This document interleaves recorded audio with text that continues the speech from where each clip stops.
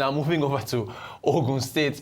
The Ogun State Governor, Dapo Abiodun, said the state will use the Intra-African Trade Fair of 2027, taking place in Lagos, to further consolidate the leading position of Ogun as an industrial hub. And the governor, of course, again, speaking to Arise News business correspondent Boston Omofoye at the IATF 2025 edition ongoing right now. He also praised the $2.2 billion funding of the Africa Export-Import Bank in support of subnationals to drive rapid economic development. Here's that conversation. It's indeed a pleasure for me to be here today. I was at the last IATF, which was held in Cairo, and I am proud to call myself and my state an Afro-Exim champion, in the sense that we are a shining example of the impact that Afro-Exim has made in the life and story of the subnational.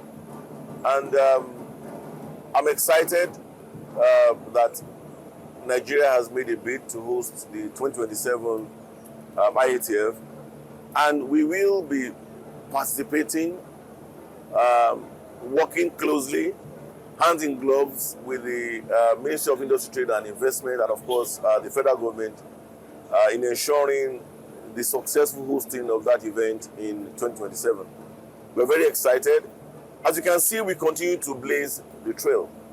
What happened this morning, where I launched the Nigerian Governors Forum Investopodia, is a clear example of how intentional Nigerian governors are and how deliberate national governments are in Nigeria about not only opening up their states for investment, but also in attracting investors that are African investors. You know, like it was said earlier, we have this tendency to look down on an investor from Ghana or Dakar or from Ivory Coast or from Cameroon. We look at them as coming to crowd our country, while we roll out red carpets for investors from Europe, and that is a misnomer. But, you know, what have we done to enable African direct investment? That is a question that needs to be answered here. And there's so many problems that we have. And I believe these kind of platforms would offer us the opportunity to address those concerns. You know, you want to come to Algeria, you need to have a visa to come, there are no direct flights. If you can't even get into Algeria or into Morocco or into any of these countries without the hassle and the bureaucracy, how do you begin to trade with each other? If you can't even fly from Nigeria to Algeria, how do you find out what prospects are available in Algeria or Kenya or in Morocco or in Dakar or in Mali? How do you find out what opportunities they exist? I mean, without even having to talk about how do you ship goods to these countries. There are so many bottlenecks, and I'm glad that Afro-Exim is addressing these bottlenecks, issues of a unified exchange platform, perhaps, issues of providing funding for feasibility studies, and so many other issues that they are providing. And this is evolving from this kind of platform. And I believe that Nigerian subnationals will benefit a lot from hosting this event, because every state in Nigeria is blessed with one thing or the other. Either it's human capacity, or mineral resources, or natural resources, or agriculture, and so on and so forth. And we're really looking forward to partnering with Afro-Exim and the other partners in ensuring that this event is very successful. What makes for investment opportunities? What opens up investment opportunities are threefold.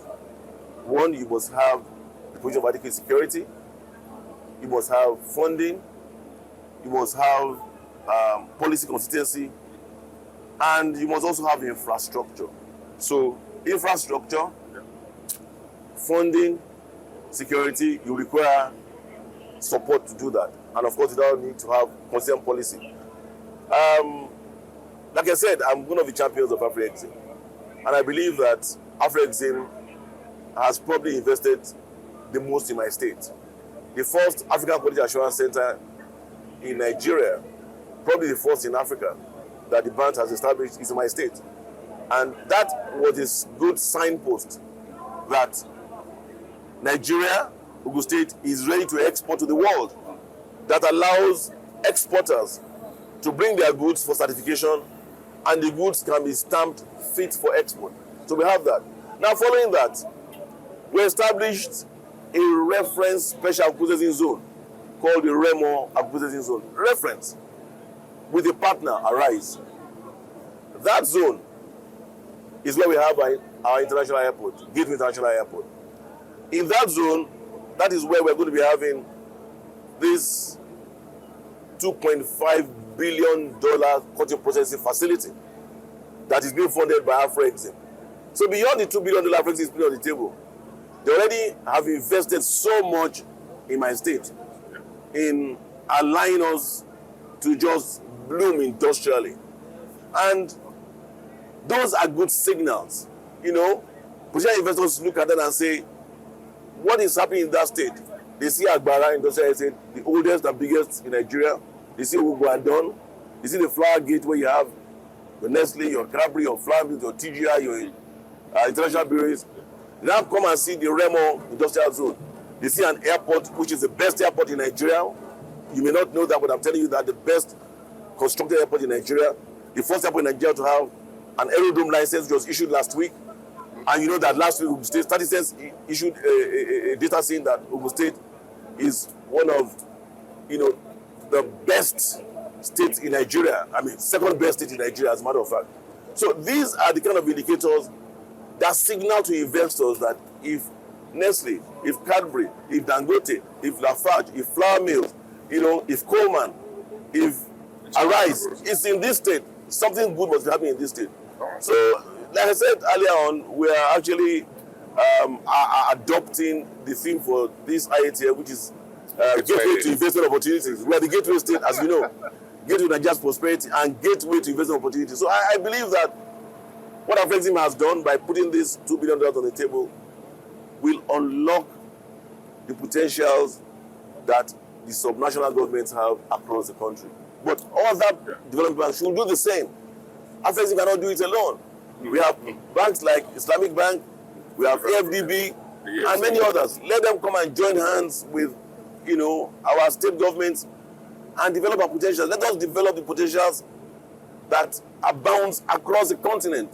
I mean, what we're doing, right now is a pittance in terms of 15% trade is intra-Africa, 85% trade is inter-Africa.